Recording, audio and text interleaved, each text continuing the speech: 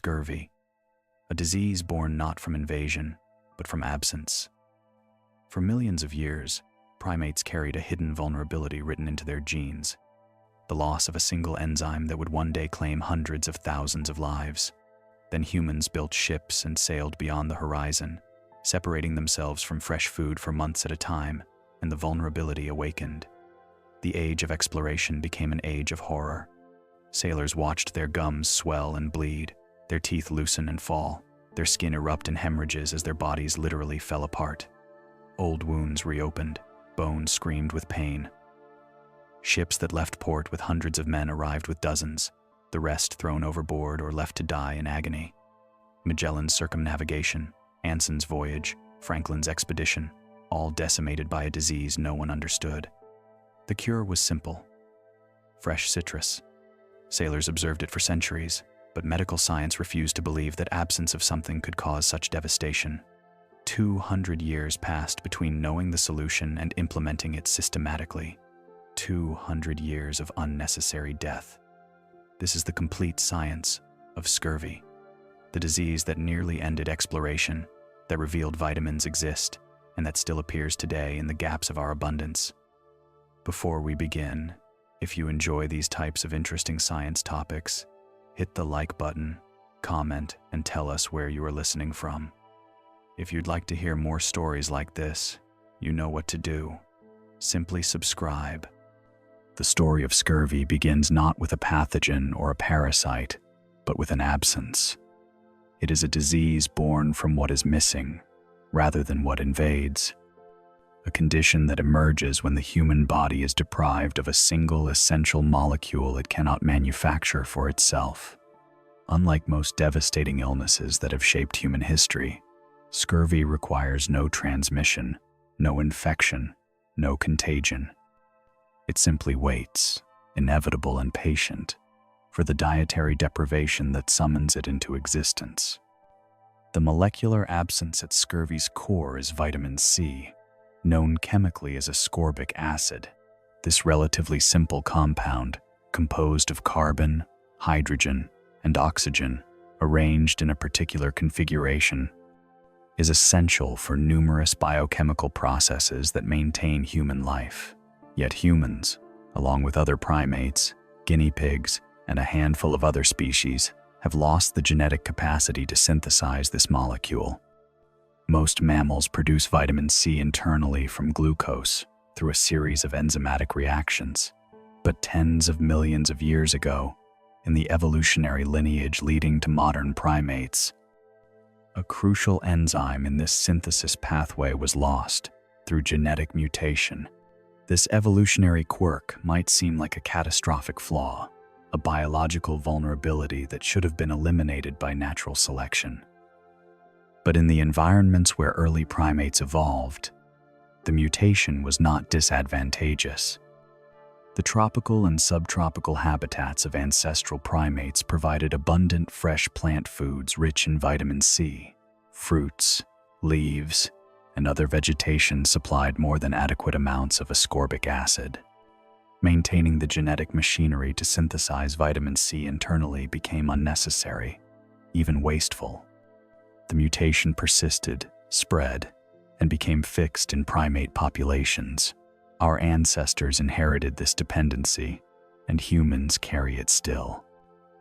For most of human history, this inherited vulnerability remained largely invisible. Hunter-gatherer populations consuming diverse diets of fresh foods, including fruits, vegetables, and even fresh meat, obtained sufficient vitamin C to prevent deficiency. Archaeological evidence suggests that scurvy occasionally affected prehistoric humans, particularly during harsh winters or in environments where fresh plant foods were scarce. Skeletal remains from various periods show bone changes consistent with vitamin C deficiency, indicating that scurvy has accompanied humans for millennia. But these cases were sporadic, limited to specific circumstances of severe dietary restriction. The disease remained obscure, barely noticed in the catalog of human afflictions, until humans began undertaking a particular kind of journey. The age of maritime exploration, beginning in earnest in the 15th century, created unprecedented conditions for scurvy to flourish. For the first time in human history, large numbers of people were separated from all sources of fresh food for months at a time, living on preserved provisions that contained no vitamin C. Ships became isolated environments where scurvy could develop in entire crews simultaneously, creating epidemics that devastated expeditions and changed the course of history. Early European explorers venturing into unknown waters carried provisions designed for long preservation: salted meat, dried biscuits, dried peas and beans, cheese, and beer or wine. These foods, chosen for their ability to remain edible for months without refrigeration, shared a common deficit: the preservation processes that allowed them to survive long voyages destroyed or greatly reduced their vitamin C content. Drying, salting, cooking, and aging all degraded ascorbic acid. Sailors setting out on voyages expected to last months or years were unknowingly embarking with diets that would inevitably produce scurvy. The disease that emerged under these conditions was terrifying in its progression and devastating in its effects. Crews that had sailed healthy and strong would, after weeks or months at sea, begin falling ill with a mysterious malady. Men became weak and listless. Their gums swelled and bled. Their skin erupted in bruises and hemorrhages. Old wounds reopened, teeth loosened and fell out. In advanced stages, sailors became too weak to work, suffered excruciating bone pain, and eventually died. Ships arrived in port, with more dead than living, or drifted as ghost vessels with entire crews perished. Portuguese explorer Vasco da Gama lost over half his crew to scurvy on his pioneering voyage to India in the late 1400s. Ferdinand Magellan's circumnavigation of the globe in the early 1500s saw the vast majority of his crew die, with scurvy claiming more lives than storms, violence, or any other cause. George Anson's voyage around the world in the 1740s began with nearly 2,000 men and ended with fewer than 200 survivors, with scurvy killing the majority of those lost. These were not exceptional cases, but representative of the mortality rates that made scurvy the greatest killer in maritime history. What made scurvy particularly insidious was its delayed onset and the lack of understanding about its cause. Unlike food poisoning or infectious disease, scurvy did not appear immediately after dietary change. The human body contains small reserves of vitamin C, stored primarily in the adrenal glands, liver, and other tissues. These reserves, though limited, could sustain basic function for weeks or even months. Sailors would spend the first portion of voyages feeling healthy and strong, with no indication of the catastrophe developing within their bodies. By the time symptoms appeared, the ship might be thousands of miles from any source of fresh food, making intervention impossible. The origins of scurvy as a major threat to human life thus lie not in biology or evolution alone, but in the intersection of human physiology and human ambition. The disease emerged from the specific conditions created by long-distance ocean travel, where humans voluntarily entered environments that deprived them of dietary essentials. It was a disease of exploration, of pushing beyond the limits of previous human experience, of venturing into circumstances for which human physiology was poorly adapted. The evolutionary loss of vitamin C synthesis, benign or even advantageous in the environments where it occurred, became a deadly vulnerability when humans created new ways of living that their ancestors could never have imagined. Vitamin C is a small molecule, deceptively simple in structure yet profoundly important in function. Its chemical name, ascorbic acid, derives from its role in preventing scurvy, literally meaning anti-scurvy acid. This molecule participates in numerous biochemical reactions throughout the body, but its most critical role involves a single, essential process: the synthesis and maintenance of collagen. Collagen is the most abundant protein in the human body, comprising roughly 30% of total protein mass. It forms the structural scaffold of tissues throughout the organism: skin, blood vessels, tendons, ligaments, bones, teeth, and organs all depend on collagen for their structural integrity and mechanical properties. Collagen molecules arrange themselves into fibers that provide tensile strength, flexibility, and resilience to tissues.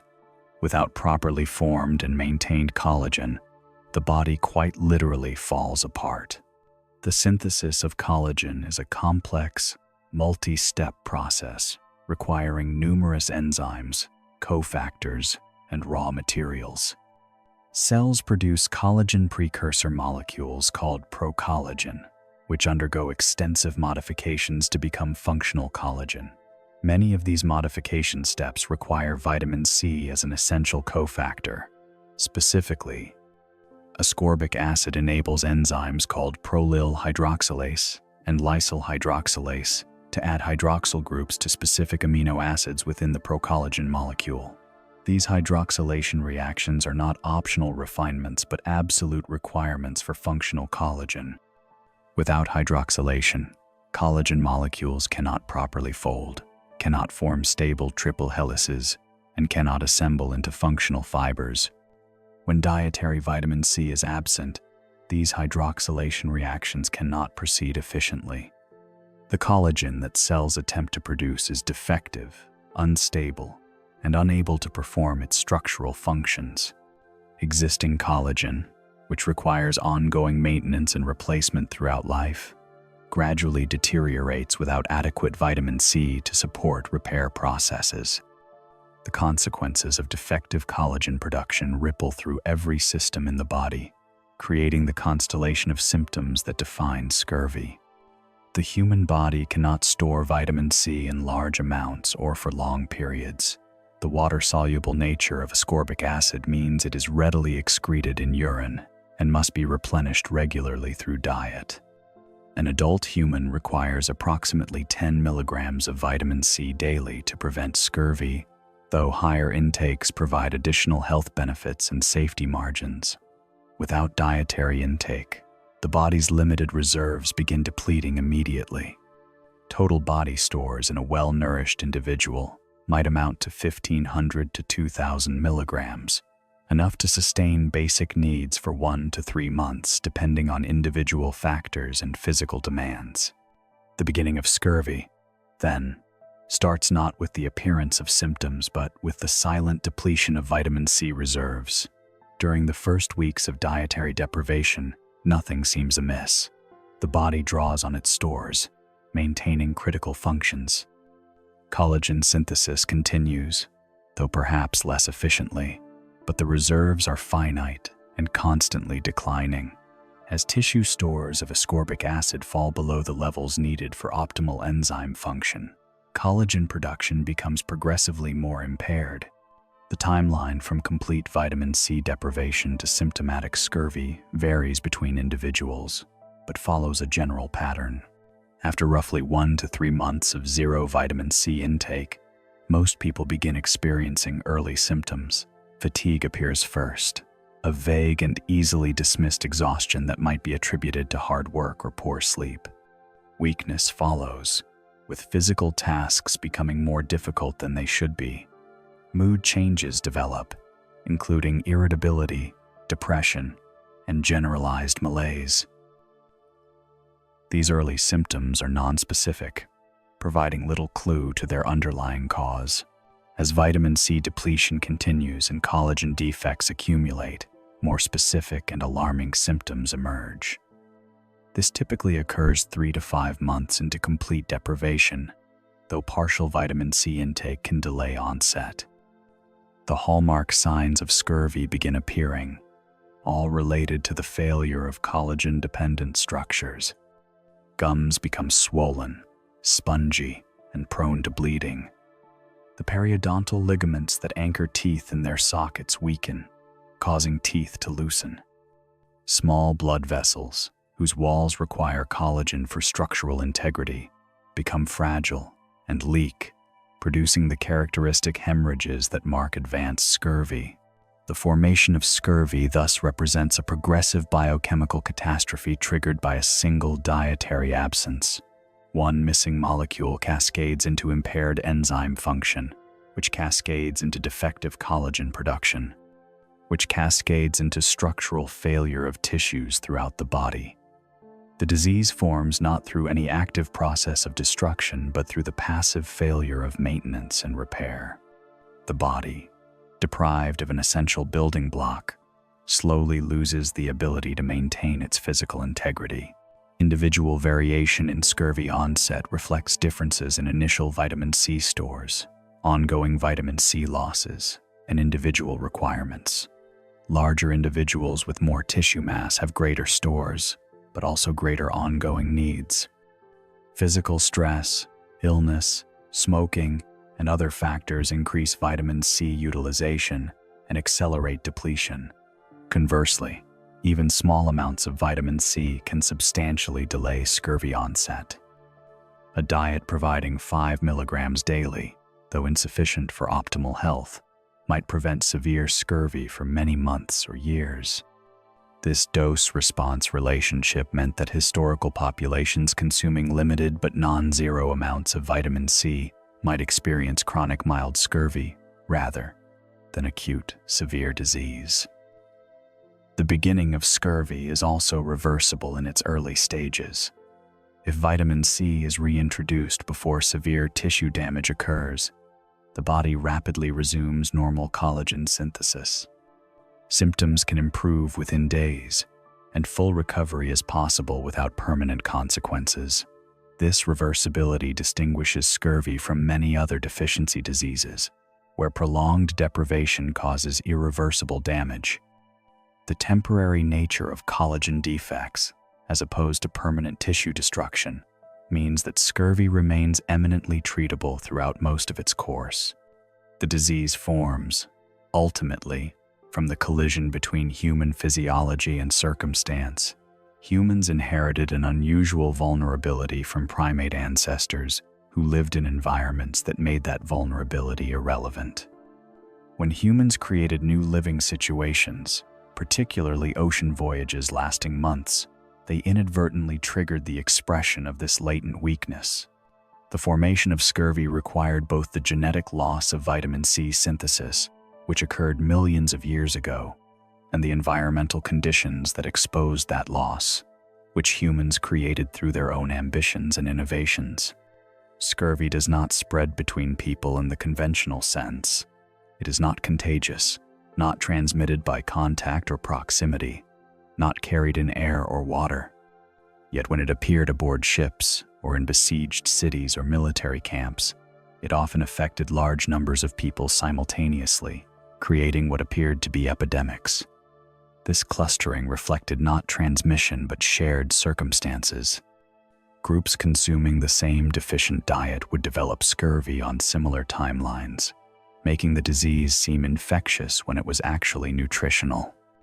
The progression of scurvy within an individual follows a predictable course, though the speed varies with the degree of vitamin C deficiency and individual factors. Understanding this progression requires tracking the gradual failure of collagen-dependent structures throughout the body as ascorbic acid depletion continues and collagen synthesis becomes increasingly impaired. The earliest manifestations are systemic and vague. Fatigue appears as one of the first symptoms, typically after 1 to 3 months of complete vitamin C deprivation. This is not ordinary tiredness, but a profound lack of energy that rest does not relieve. Simple physical tasks become exhausting. The fatigue likely reflects multiple factors, including impaired cellular metabolism, reduced iron absorption, and mild anemia. Accompanying the fatigue comes weakness, a loss of strength and endurance that affects all physical activities. Mood and mental state also deteriorate in early scurvy. Irritability, depression, and general psychological distress appear even before physical symptoms become obvious. Historical accounts describe sailors becoming morose, quarrelsome, and emotionally volatile, Whether these psychological symptoms result directly from biochemical effects of vitamin C deficiency on brain function or secondary to the physical illness remains unclear, but the association is consistent and well documented. Joint and muscle pain develop during this early phase. The discomfort is typically diffuse and achy rather than sharp or localized. Movement becomes uncomfortable, and physical exertion exacerbates the pain. This likely reflects the impaired collagen in connective tissues surrounding muscles and joints, as well as possible small hemorrhages within these tissues. As scurvy progresses into its middle stages, typically 3 to 5 months into severe vitamin C deficiency, the pathognomonic signs of the disease emerge. The gums become one of the most visibly affected tissues. They swell, becoming puffy and spongy in texture. The color changes from healthy pink to dusky red or purple. The swollen gums bleed easily, sometimes spontaneously, but especially when eating or brushing teeth. The blood has a characteristic dark color, and the gums may develop ulcerations. The breath becomes foul due to tissue breakdown and bacterial overgrowth in the compromised gum tissue. As gum disease progresses, the periodontal ligaments that anchor teeth in their sockets weaken and fail. Teeth begin loosening in their sockets, wobbling with tongue pressure or during chewing. In severe cases, teeth fall out entirely, sometimes multiple teeth in rapid succession. This dental catastrophe was one of the most distinctive and distressing features of scurvy in historical accounts. Sailors would find their teeth loose or gone, unable to eat hard foods, reduced to subsisting on soft or liquid provisions. The skin manifestations of scurvy appear around the same time as gum disease. Small blood vessels in the skin become fragile and prone to rupture, producing hemorrhages of varying sizes. Petechiae, tiny pinpoint hemorrhages, appear first, often on the legs where gravity increases pressure on blood vessels. These small red or purple spots scatter across the skin in increasing numbers. Larger hemorrhages called ecchymoses develop, appearing as bruises of various sizes. These can occur spontaneously or from minor trauma that would not normally cause bruising. A particularly characteristic skin finding is parafollicular hemorrhage, small areas of bleeding around hair follicles. These create a distinctive appearance of tiny hemorrhages surrounding each hair, giving the skin a stippled or speckled look. The hairs themselves may become abnormal, growing in twisted, corkscrew configurations. The skin also becomes dry, rough, and scaly, with areas of hyperkeratosis, where skin cells accumulate abnormally. Wound healing becomes severely impaired in scurvy. Fresh wounds heal slowly or not at all, remaining open and vulnerable to infection. More dramatically, old wounds and scars that had healed months or years earlier can break down and reopen. This phenomenon, called dehiscence, occurs because the collagen holding healed tissues together degrades without adequate vitamin C for maintenance. Historical accounts describe sailors whose old battle wounds or surgical scars spontaneously reopened during scurvy epidemics, a terrifying manifestation of the disease's ability to undo previous healing. As scurvy advances into its severe stages, typically 5 months or more into profound vitamin C deficiency, the hemorrhagic manifestations become more extensive and life-threatening. Large hematomas, collections of blood and tissues, develop spontaneously or from minimal trauma. These can occur in muscles, under the periosteum, covering bones, or in internal organs. Subperiosteal hemorrhages are particularly painful, causing excruciating bone pain as blood collects between bone and the membrane covering it, causing pressure and inflammation. Internal bleeding becomes a major concern in advanced scurvy. Hemorrhages can occur in the gastrointestinal tract, causing blood and vomit or stool. Bleeding into the abdominal cavity or retroperitoneal space can occur. Hemorrhages into the brain or spinal cord, though rare, represent catastrophic complications. Any of these internal bleeding events can be rapidly fatal. The musculoskeletal system deteriorates significantly in severe scurvy. Bones become painful, particularly in the legs and ribs.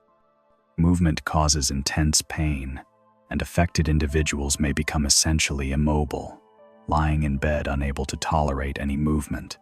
This immobility creates additional complications including muscle atrophy, pressure sores, and increased risk of blood clots. Joint effusions develop, with fluid accumulating in knee, ankle, and other joints. In children, scurvy causes specific bone deformities and growth abnormalities. Though scurvy in children is rare in most modern contexts, the immune system becomes compromised in scurvy, increasing susceptibility to infections. Wounds, including those in the mouth from gum disease, become infected easily. Pneumonia and other infections occur more frequently and are more difficult to fight. The combination of severe malnutrition, immobility, and immune compromise creates conditions where infections can rapidly become life-threatening. Anemia develops in scurvy through multiple mechanisms. Vitamin C enhances iron absorption from the diet, so deficiency leads to impaired iron absorption and potential iron deficiency anemia. Additionally, the chronic blood loss from gum bleeding, skin hemorrhages, and other bleeding sites depletes iron stores. The anemia contributes to the profound weakness and fatigue characteristic of advanced scurvy. Cardiovascular complications can occur in severe cases. The heart muscle itself requires collagen for structural integrity, and severe deficiency can weaken heart function.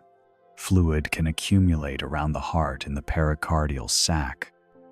Sudden cardiac death has been reported in severe scurvy, possibly due to a combination of electrolyte abnormalities, cardiac muscle dysfunction, and the profound physiological stress of advanced disease.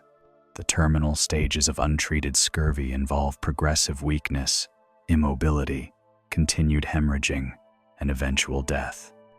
The exact cause of death varies, but often involves overwhelming infection, catastrophic internal bleeding, or cardiovascular collapse.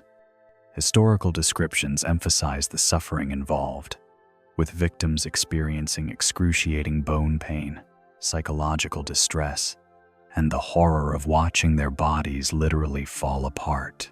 The progression of scurvy thus represents a cascade of structural failures, all traceable to defective collagen synthesis. Each symptom reflects the failure of tissues that depend on collagen for their integrity. The disease progresses from subtle systemic symptoms through characteristic oral and dermatologic manifestations to life-threatening hemorrhagic and systemic complications. Throughout this progression, the underlying mechanism remains the same: the body's inability to maintain and repair its physical structure without adequate vitamin C. Yet this progression is not inevitable or irreversible. At any point in the disease course, reintroduction of vitamin C halts progression and begins reversal of symptoms. The rapidity of response to treatment is one of scurvy's most remarkable features, with bleeding stopping within hours, pain improving within days, and strength returning within weeks. This reversibility distinguishes scurvy from many other serious illnesses and explains why sailors on the brink of death could recover completely when their ships reached ports with fresh food. Scurvy shaped the age of exploration as profoundly as wind and current, determining which expeditions succeeded, which turned back, and which ended in catastrophe. The disease was not an incidental hardship, but a central factor limiting humanity's ability to traverse the oceans. Understanding the historical impact of scurvy requires recognizing it as perhaps the greatest single obstacle to maritime expansion and naval power for centuries. The Portuguese voyages of discovery in the 15th century encountered scurvy early. As expeditions pushed further down the African coast and eventually around the Cape of Good Hope to reach India, the length of voyages exceeded anything previously attempted. Vasco da Gama's pioneering voyage to India in 1497 lost over 100 of his 170 men, with scurvy the primary killer. The disease appeared consistently on subsequent Portuguese voyages, claiming roughly half of crew members on average during passages of more than 2 or 3 months. Spanish expeditions faced similar devastation. Ferdinand Magellan's circumnavigation, the first voyage to travel around the globe, saw catastrophic scurvy. Of the 270 men who began the voyage in 1519, only 18 returned to Spain 3 years later. While violence, shipwreck, and desertion claimed some, scurvy killed the majority. Antonio Pigafetta, who chronicled the voyage, described scurvy's effects in horrifying detail: swollen gums covering teeth, inability to eat, skin lesions, profound weakness, and death. The British Royal Navy suffered immensely from scurvy for centuries. George Anson's circumnavigation in 1740 through 1744 exemplifies the devastation. His squadron began with nearly 2,000 men across multiple ships. When the voyage concluded, fewer than 200 men returned alive. Anson's journal entries and reports by his chaplain describe ships so depleted by scurvy that barely enough men remained alive and functional to sail the vessels. Bodies were thrown overboard daily. Ships that had been fully crewed became ghost vessels with skeletal crews unable to manage full sail configurations. What made the scurvy epidemic in maritime history particularly tragic was the repeated observation that fresh food cured and prevented it. Yet this knowledge failed to translate into systematic prevention for centuries. Sailors landing at islands or ports after months at sea would often recover completely within days of accessing fresh fruits and vegetables. Captains and ship's surgeons observed this pattern repeatedly. The Dutch East India Company established refreshment stations at strategic locations, including the Cape of Good Hope, specifically to provide crews with fresh food to combat scurvy. Portuguese sailors learned that citrus fruits were particularly effective. Despite these observations, scurvy continued devastating fleets through the 18th century. Multiple factors contributed to this failure to implement obvious solutions. Logistical challenges limited the ability to carry adequate fresh food on long voyages. Citrus fruits, though effective, spoiled relatively quickly and took up cargo space.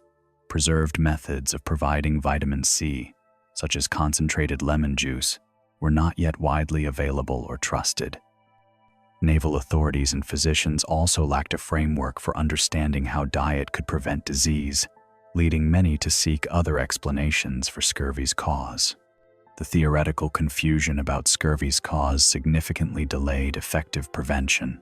Various theories attributed it to bad air, lack of exercise, cold and damp conditions, poor hygiene, psychological distress, or constitutional weakness. While dietary factors were noted, they were often considered secondary to these other supposed causes. This theoretical confusion persisted despite empirical evidence that dietary modification worked, demonstrating the power of incorrect theoretical frameworks to obscure practical evidence. James Lind, a Scottish naval surgeon, conducted what is often considered one of the first clinical trials in 1747, aboard HMS Salisbury. Lind selected 12 sailors with scurvy and divided them into 6 pairs, giving each pair a different dietary supplement while maintaining their base diet. The pair receiving oranges and lemons recovered dramatically, while the others showed little improvement. Lind published his findings in 1753 in a treatise of the scurvy, providing clear experimental evidence that citrus fruits prevented and cured the disease. Yet even after Lind's work, implementation was painfully slow. The British Royal Navy did not adopt routine citrus provision for another 40 years. When it finally did, in 1795, the results were dramatic. The incidence of scurvy in the British fleet plummeted, Ships could remain at sea for extended periods without the disease devastating their crews. This gave Britain a significant naval advantage during the Napoleonic Wars, as British ships could maintain blockades and patrols longer than French or Spanish vessels whose crews succumbed to scurvy. The eventual British adoption of citrus supplementation transformed naval capability so dramatically that it became a strategic asset. The term limey, originally applied to British sailors because of the lime juice ration mandated by the Royal Navy, reflects this dietary intervention. Interestingly, the later substitution of West Indian limes for Mediterranean lemons was less effective because limes contain less vitamin C, leading to some recurrence of scurvy, even among ships providing citrus rations. Scurvy affected not only sailors but also polar explorers, whose expeditions into Arctic and Antarctic regions created similar conditions of dietary limitation. The tragic history of Arctic exploration includes multiple expeditions devastated by scurvy.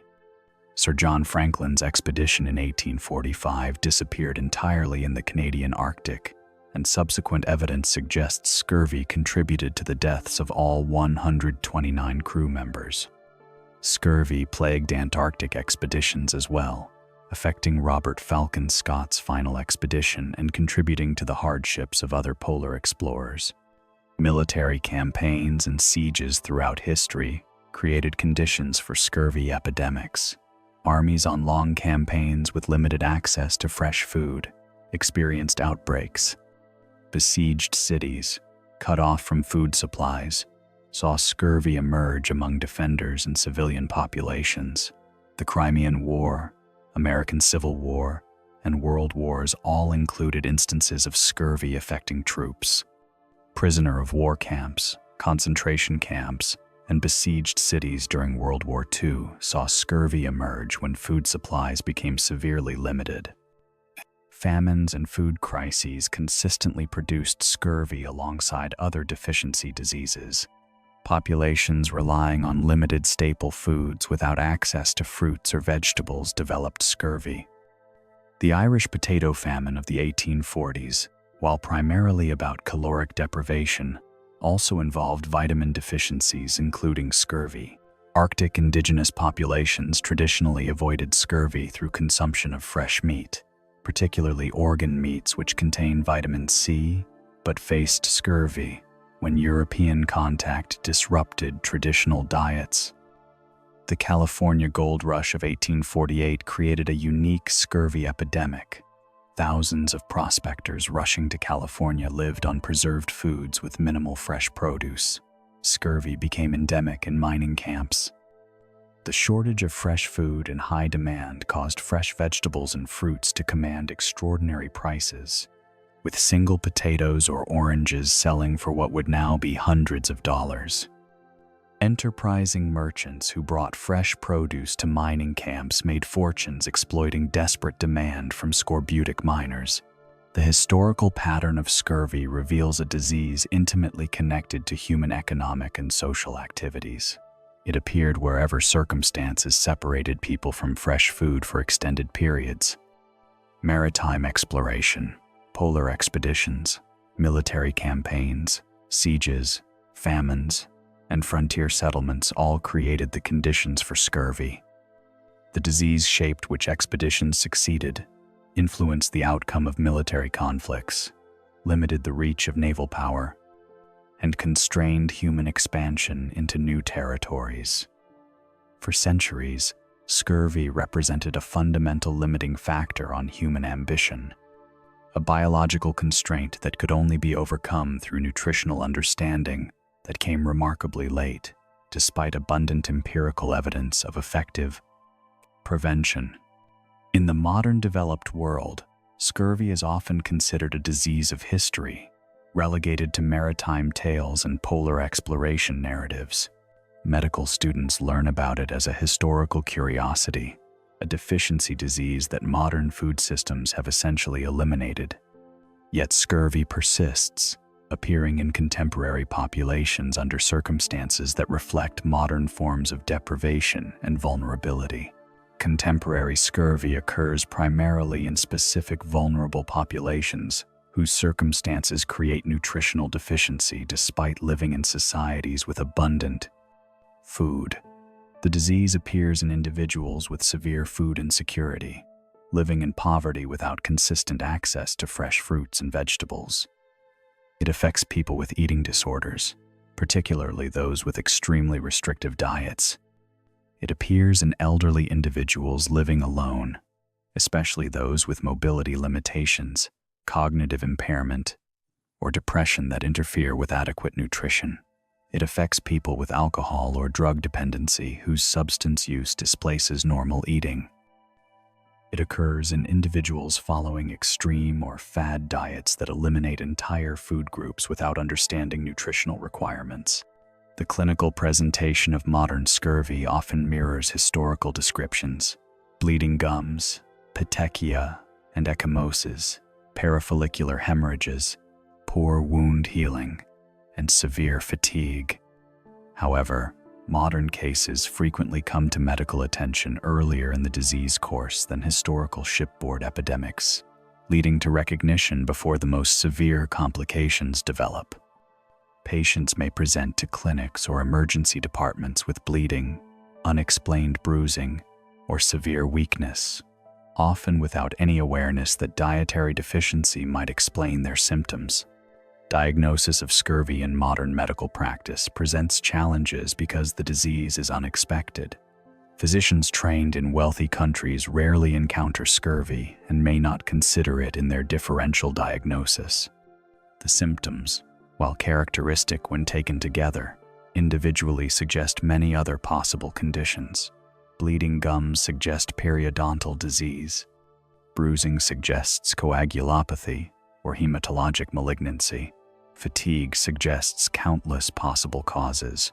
Unless the physician specifically considers scurvy and inquires about diet, the diagnosis may be missed or delayed. Laboratory confirmation of scurvy involves measuring vitamin C levels in blood, but this test is not routinely performed, and results may take days to return from specialized laboratories. Many cases are diagnosed presumptively based on clinical presentation and dietary history, with dramatic response to vitamin C supplementation confirming the diagnosis retrospectively. The characteristic clinical findings, combined with a diet history revealing absent or minimal vitamin C intake, often provide sufficient evidence for diagnosis without waiting for laboratory confirmation. When modern scurvy is identified and treated, the response is often dramatic. Bleeding stops within days. Pain improves rapidly. Fatigue begins lifting within a week or two. Complete recovery typically occurs within weeks to months, depending on severity and duration of deficiency. The rapidity of response to vitamin C supplementation serves as both diagnostic confirmation and therapeutic triumph. One of the most gratifying treatment responses in medicine. Case reports in modern medical literature reveal the diverse circumstances that produce contemporary scurvy. An elderly man living alone on tea and toast develops scurvy because his diet contains virtually no vitamin C. A young woman with anorexia nervosa, restricting her diet to a few foods, develops scurvy alongside other nutritional deficiencies. A person with autism and severe sensory issues, who will only eat specific processed foods, develops scurvy from the limited diet. A college student eating only instant noodles and energy drinks develops scurvy from economic constraints and poor nutritional knowledge. An alcoholic whose caloric intake comes entirely from alcohol develops scurvy because alcohol provides no vitamin C and displaces other food. Infants can develop scurvy if fed improper formulas, or if breastfeeding mothers are themselves severely vitamin C deficient. Modern infant formulas are fortified with vitamins including vitamin C, but homemade formulas, diluted formula due to economic hardship, or exclusive feeding of cow's milk without supplementation can produce infantile scurvy. Infants with scurvy present with irritability, poor feeding, and painful limbs. Bone changes visible on X-rays can resemble child abuse, leading to concerning misdiagnoses until the nutritional cause is identified. Certain medical conditions increase scurvy risk by interfering with vitamin C absorption or increasing requirements. Inflammatory bowel disease, particularly when severe, can impair absorption of all nutrients, including vitamin C. Kidney disease, requiring dialysis, increases vitamin C losses. Smoking substantially increases vitamin C requirements, with smokers needing roughly double the intake of non-smokers to maintain similar blood levels. People with these conditions who also have marginal dietary intake face elevated risk of developing scurvy. Food deserts, areas with limited access to fresh produce and grocery stores, create environments where scurvy risk increases. Residents of food deserts, often low-income communities, may have access primarily to convenience stores and fast food restaurants, rather than grocery stores with fresh fruits and vegetables. The processed, shelf-stable foods available in such settings typically contain little or no vitamin C. Economic constraints further limit the ability to travel to stores with fresh produce or to afford higher-priced fresh fruits and vegetables. Mental illness contributes to modern scurvy risk through multiple mechanisms. Depression can reduce appetite and motivation to prepare food, leading to severely restricted diets. Severe mental illness may impair judgment and self-care, including nutritional self-care. Eating disorders, by definition, involve disordered eating patterns that can create multiple nutritional deficiencies. The interaction between mental illness and malnutrition becomes bidirectional, with malnutrition exacerbating mental health symptoms while mental illness perpetuates poor nutrition. Homelessness creates obvious nutritional vulnerabilities. People experiencing homelessness often rely on emergency food sources, fast food, or whatever is accessible and affordable. Fresh fruits and vegetables are expensive, require refrigeration, and spoil quickly, making them impractical choices for people without stable housing. The chronic stress, medical comorbidities, and substance use disorders, often accompanying homelessness, further increase nutritional needs while limiting intake. Unusual diets, whether motivated by health beliefs, environmental concerns, or other factors, occasionally produce scurvy when they eliminate all significant vitamin C sources without appropriate supplementation.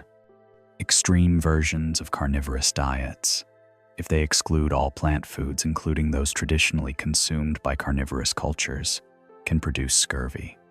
Historical whaling crews consuming primarily meat and blubber avoided scurvy because fresh meat, especially organ meats, contains some vitamin C, but modern processed meat products contain minimal amounts. The modern appearance of scurvy thus reflects not maritime voyages or polar expeditions, but contemporary forms of social and economic marginalization. The disease emerges at the intersections of poverty, mental illness, addiction, social isolation, eating disorders, and food insecurity. It represents a failure of social safety nets, healthcare access, and nutritional education.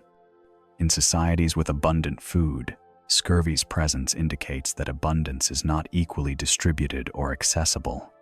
Public health implications of modern scurvy extend beyond individual cases. The disease serves as a sentinel indicator of broader malnutrition and social vulnerability. Each case of scurvy likely represents many more cases of marginal vitamin C status not yet producing overt disease, as well as deficiencies of other nutrients. The populations at risk for scurvy are at risk for multiple health problems, with nutritional deficiency being just one manifestation of complex social and medical needs.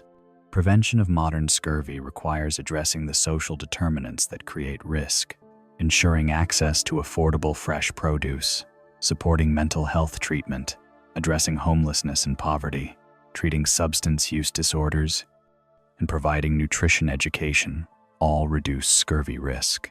For individuals at high risk, vitamin supplementation provides an inexpensive and effective preventive measure.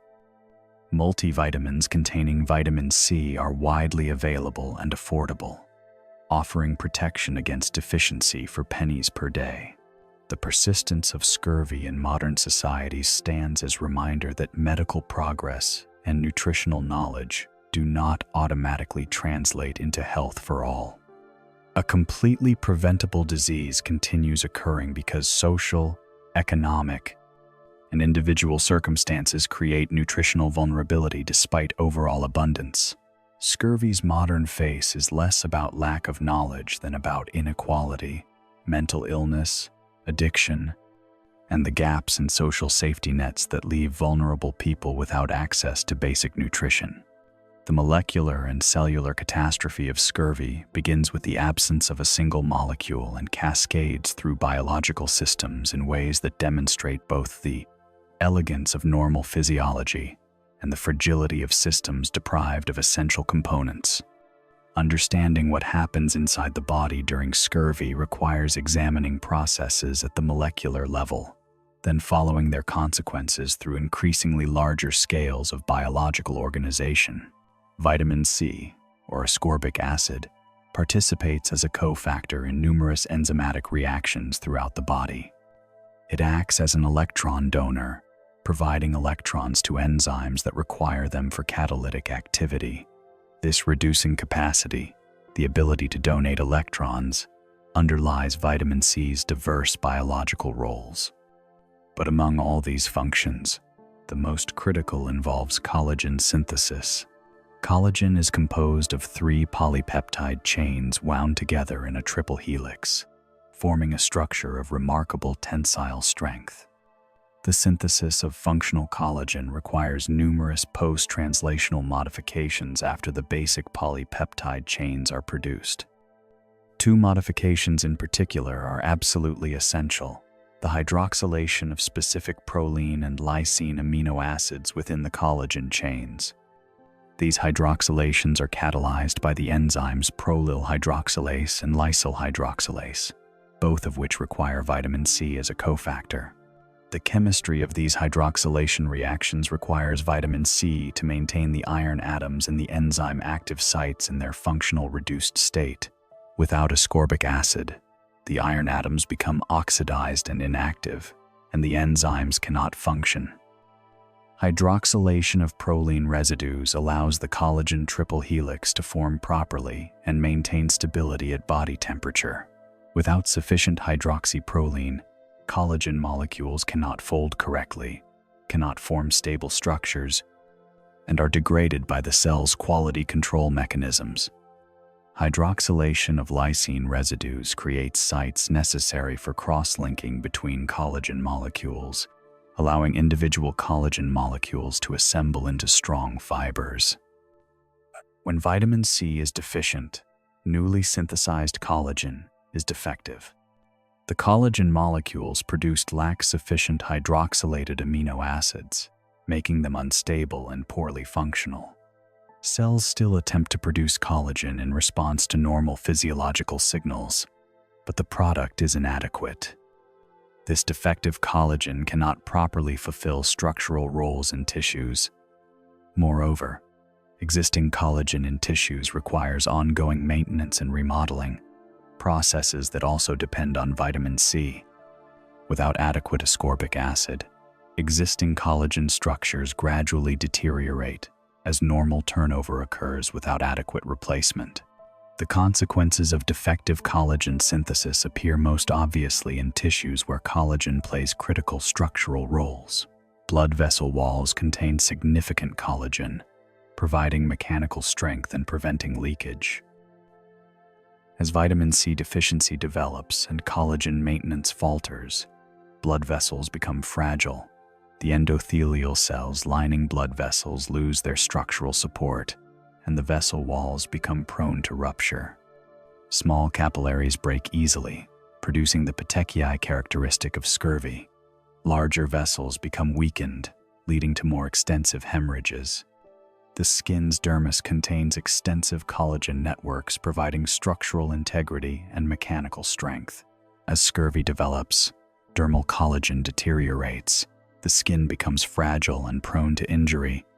Wound healing, which requires rapid collagen synthesis to repair damaged tissue, becomes severely impaired. Fresh wounds fail to heal normally, remaining open and vulnerable. Old wounds and scars, maintained by collagen, can break down and reopen as the collagen holding them together degrades.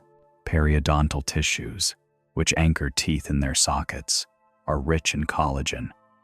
The periodontal ligament is essentially a specialized connective tissue composed largely of collagen fibers. In scurvy, these ligaments weaken and fail, allowing teeth to loosen. The gums themselves, which require collagen for structural integrity, become swollen and prone to bleeding. The extensive vascularization of gum tissue means that the capillary fragility of scurvy produces prominent gum bleeding, one of the disease's hallmark signs. Bone contains collagen as a crucial component of its matrix. While bone is mineralized and rigid, the mineral crystals deposit upon and within a collagen framework. This collagen scaffold provides fracture resistance and flexibility that pure mineral would lack. In scurvy, new bone formation is impaired due to defective collagen synthesis. Subperiosteal hemorrhages occur when blood vessels in the periosteum rupture, producing extremely painful hematomas under the membrane covering bones. In children, scurvy causes characteristic bone abnormalities visible on X-rays, including metaphyseal changes and subperiosteal hemorrhages. Cartilage, another connective tissue rich in collagen, deteriorates in scurvy. The costochondral junctions where ribs meet cartilage become painful and prone to hemorrhage. Joint cartilage may be affected, contributing to joint pain and dysfunction. The intercellular material in cartilage depends on collagen for its structure, and defective collagen synthesis compromises cartilage integrity. Beyond collagen synthesis, vitamin C participates in other important biochemical processes whose impairment contributes to scurvy's manifestations. Vitamin C enhances intestinal iron absorption by reducing dietary iron to its more absorbable ferrous form. In scurvy, iron absorption is impaired, and combined with blood loss from hemorrhages, anemia commonly develops. The anemia contributes significantly to the profound fatigue and weakness characteristic of the disease. Vitamin C also participates in carnitine synthesis, and carnitine is essential for transporting fatty acids into mitochondria for energy production. Impaired carnitine synthesis in scurvy may contribute to the profound fatigue and muscle weakness by compromising cellular energy metabolism. The body's ability to generate energy from fats becomes limited, potentially contributing to the metabolic dysfunction observed in advanced scurvy. Vitamin C's role in synthesizing neurotransmitters, including norepinephrine, may explain some of the psychological symptoms of scurvy. The conversion of dopamine to norepinephrine requires the enzyme dopamine beta hydroxylase, which uses vitamin C as a cofactor. Impaired neurotransmitter synthesis could contribute to the depression, irritability, and other mood disturbances that appear early in scurvy. The immune system function becomes compromised in scurvy through multiple mechanisms. Immune cells, particularly neutrophils and lymphocytes, accumulate vitamin C to concentrations much higher than blood plasma levels. Suggesting important roles in immune function, vitamin C supports various aspects of immune cell function, including chemotaxis, phagocytosis, and oxidative burst. Deficiency impairs these functions, increasing susceptibility to infections. The combination of impaired immunity, open wounds from gum disease and poor wound healing, and general debilitation creates conditions where infections become more frequent and severe. Oxidative stress increases in scurvy as the body loses one of its major water-soluble antioxidants. Vitamin C neutralizes reactive oxygen species that can damage cellular components, including membranes, proteins, and DNA. Without adequate antioxidant capacity, oxidative damage accumulates, potentially contributing to cellular dysfunction and tissue damage throughout the body. The progression from molecular deficiency to clinical disease involves cumulative effects across multiple systems. No single molecular failure causes scurvy's diverse manifestations. Instead, the constellation of symptoms emerges from the widespread effects of impaired collagen synthesis and maintenance, combined with dysfunction in other vitamin C-dependent processes. The body's attempt to maintain function despite inadequate resources leads to progressive deterioration across systems that depend on continuous molecular maintenance. What makes scurvy reversible is that most of the damage, though severe, is not permanent at the cellular level. Cells remain alive and capable of normal function if provided with needed nutrients. When vitamin C is restored, collagen synthesis resumes normally. New, properly formed collagen replaces defective collagen. Blood vessels repair. Wounds begin healing. The molecular machinery operates correctly when given the cofactor it requires.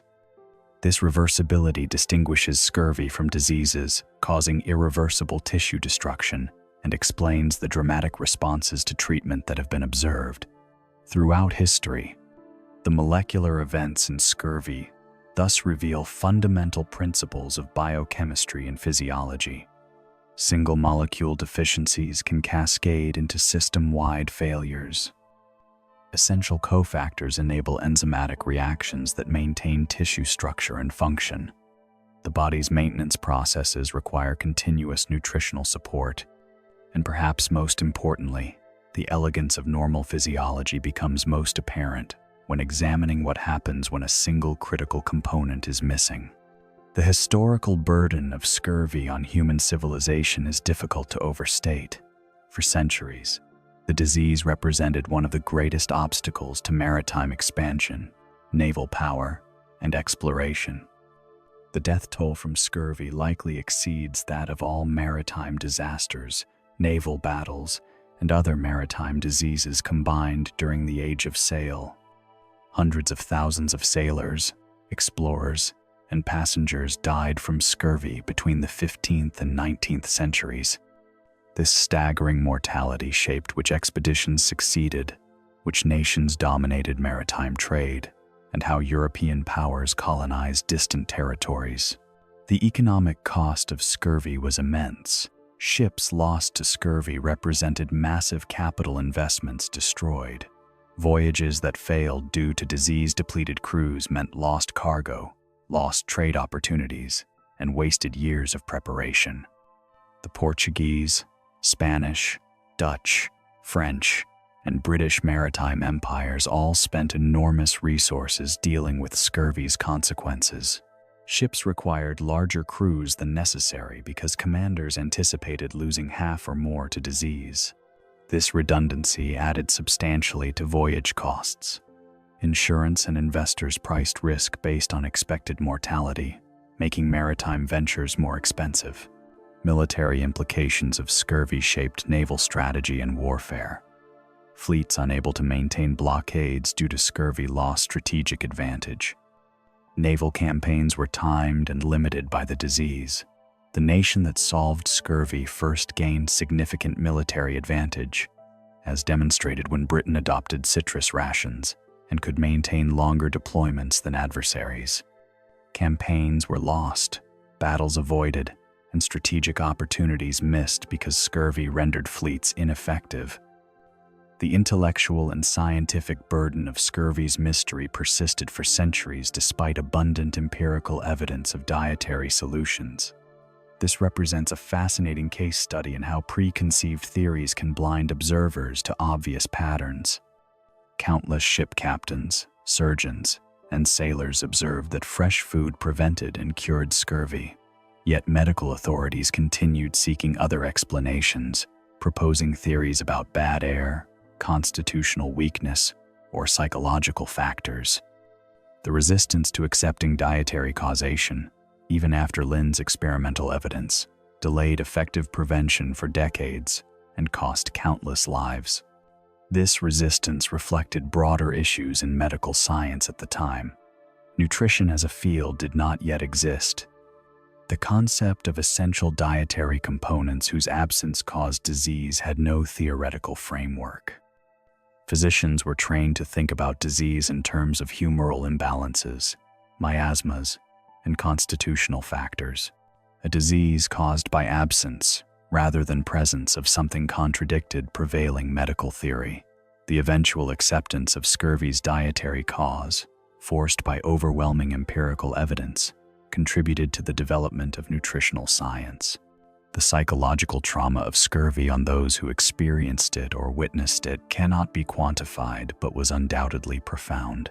Sailors watched crewmates deteriorate, suffer, and die from a disease they could not understand or prevent. The fear and helplessness of being aboard ships where crew members were progressively incapacitated must have been terrifying. Survivors who recovered when reaching land after nearly dying of scurvy carried those experiences for life. The collective cultural trauma in maritime communities where scurvy was an expected hazard of seafaring shaped attitudes toward ocean voyages and sailor life. Scurvy's role in scientific history extends beyond revealing the importance of diet. The disease eventually led to the discovery of vitamins themselves. The early 20th century saw increasing evidence that certain diseases resulted from absence of trace dietary components.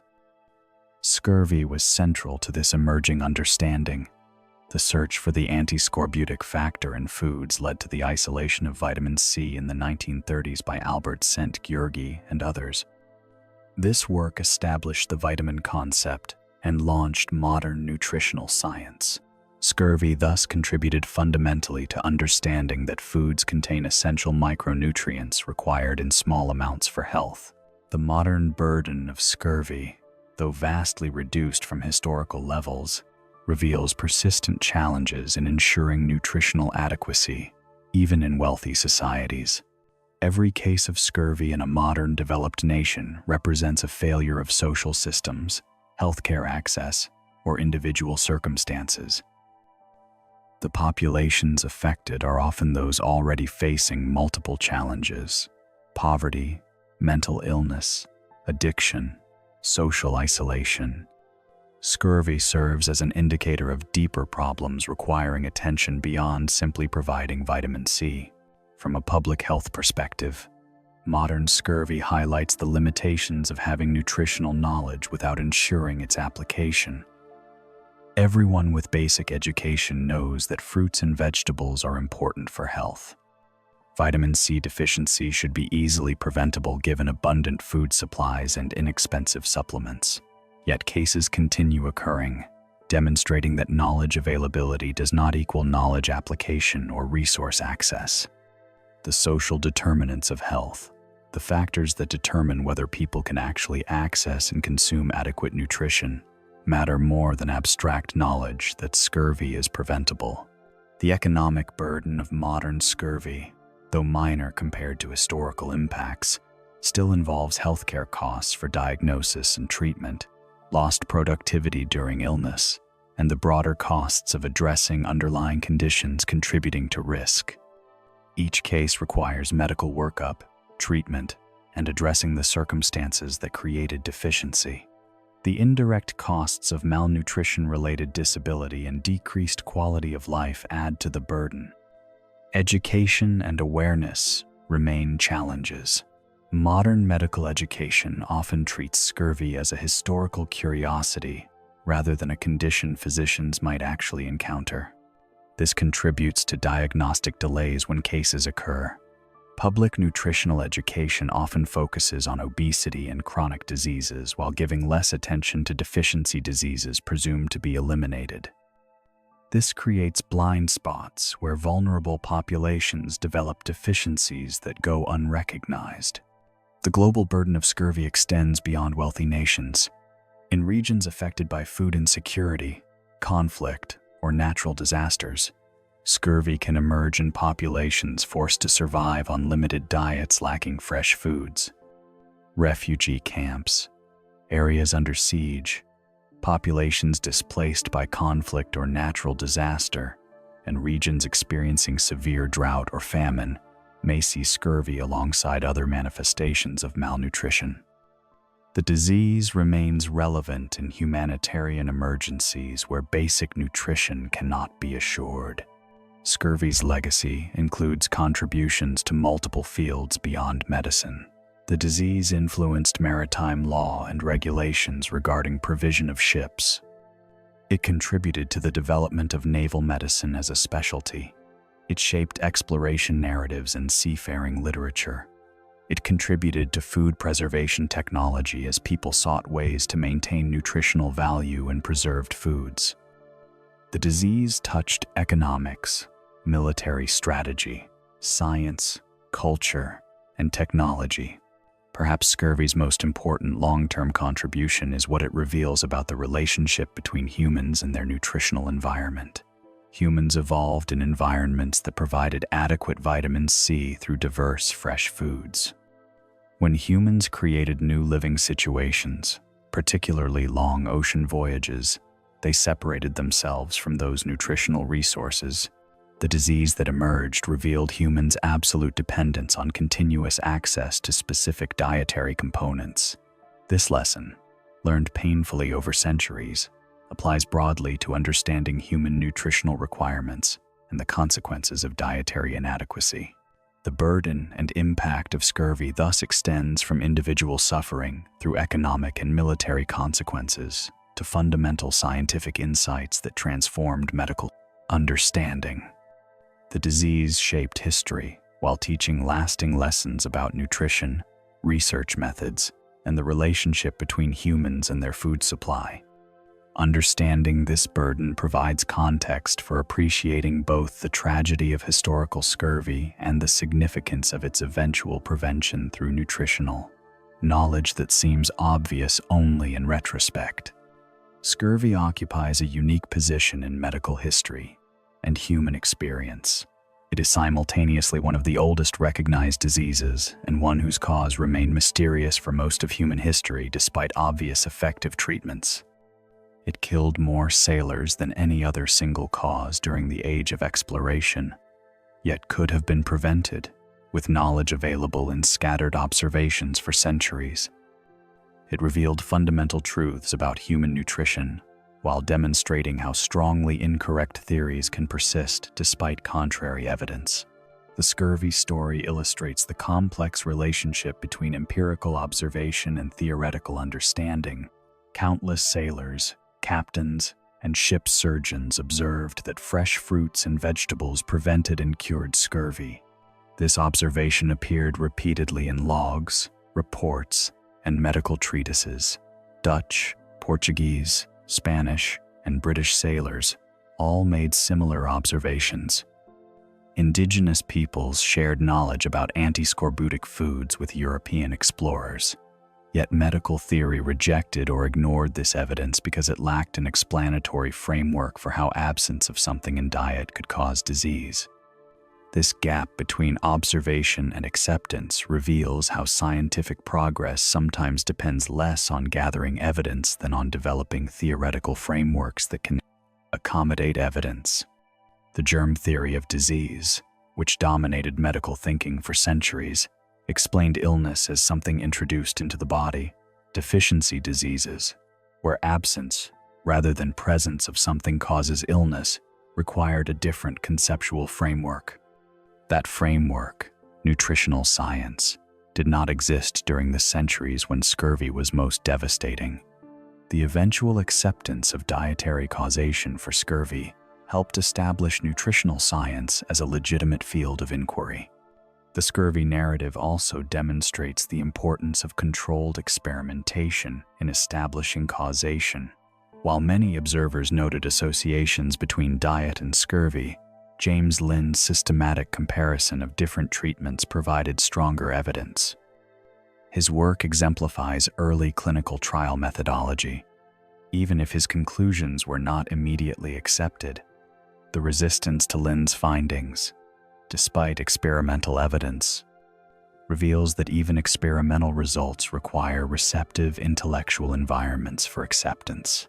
From a human evolutionary perspective, scurvy illuminates the trade-offs inherent in evolution and the dependency of humans on their environment. The loss of vitamin C synthesis capacity in primate evolution was neither good nor bad in absolute terms. It was selectively neutral or slightly positive in environments providing adequate dietary vitamin C, possibly freeing metabolic resources for other functions. This evolutionary change became consequential only when humans created environments lacking dietary vitamin C, situations our ancestors never encountered. The disease revealed a hidden vulnerability created by evolution, but exposed by human innovation. Scurvy also speaks to human ambition and the costs of exploration and expansion. The age of exploration pushed humans beyond the limits of previous experience, into situations where traditional knowledge did not apply and physiological limits were tested. Sailors undertaking voyages into unknown waters faced numerous known dangers: storms, hostile encounters, navigational errors, and unknown coasts. Scurvy represented an additional, initially unpredictable threat that emerged from the very success of long-distance navigation. The ability to keep ships provisioned and sailing for months created the conditions for a disease that had been largely absent when voyages were shorter. The eventual control of scurvy through dietary modification represents one of public health's greatest triumphs, achieved before the underlying biochemistry was understood. Effective prevention was implemented, based purely on empirical observation that citrus fruits worked, without understanding vitamin C, collagen synthesis, or deficiency disease concepts. This demonstrates that public health interventions need not await complete mechanistic understanding. Effective solutions based on careful observation and controlled trials can save lives while scientific understanding catches up. The scurvy story also highlights the importance of institutional adoption of evidence-based practices. Individual knowledge that citrus prevented scurvy was insufficient. Systematic prevention required navies and merchant companies to mandate provision of anti-scorbutic foods, allocate budget for them, ensure supply chains could deliver them, and enforce consumption. The British Royal Navy's eventual systematic adoption of citrus rations represents institutional commitment to evidence-based practice, translating individual knowledge into systematic policy. This institutional dimension remains relevant for modern public health, where effective interventions require not just scientific evidence but organizational commitment to implementation. Economically, scurvy prevention transformed what was possible in terms of maritime commerce, naval power, and exploration. The nations that first solved scurvy gained significant advantages. The ability to keep crews healthy on extended voyages translated directly into economic and military power. This illustrates how seemingly narrow technical solutions to specific problems can have cascading strategic consequences. Scurvy prevention was not just a medical advance, but an economic and military advantage. Culturally, scurvy shaped maritime life and seafaring culture in profound ways. The disease was so common and expected that sailors' songs, literature, and oral traditions incorporated it. The fear of scurvy influenced who chose seafaring as a profession and how societies viewed sailors. The collective experience of scurvy epidemics at sea created shared understanding among maritime communities about the hazards of ocean voyages. This cultural impact persisted even after prevention became standard practice, remaining part of maritime heritage. The identification of vitamin C in the 20th century and understanding of its biochemical roles represented the culmination of centuries of investigation. Scientists finally understood at a molecular level what sailors had observed empirically for centuries: that certain foods contained something essential for preventing scurvy. The isolation, synthesis, and characterization of vitamin C allowed both detailed understanding of scurvy's pathophysiology and the development of pure supplemental vitamin C for prevention and treatment. This scientific understanding validated centuries of empirical observation while enabling new prevention strategies.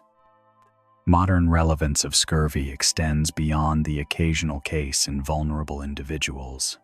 The disease serves as a reminder that nutritional adequacy cannot be taken for granted, even in societies with abundant food. It highlights how social determinants, including poverty, mental illness, and social isolation, create health vulnerabilities. It demonstrates that preventable suffering persists when social safety nets fail.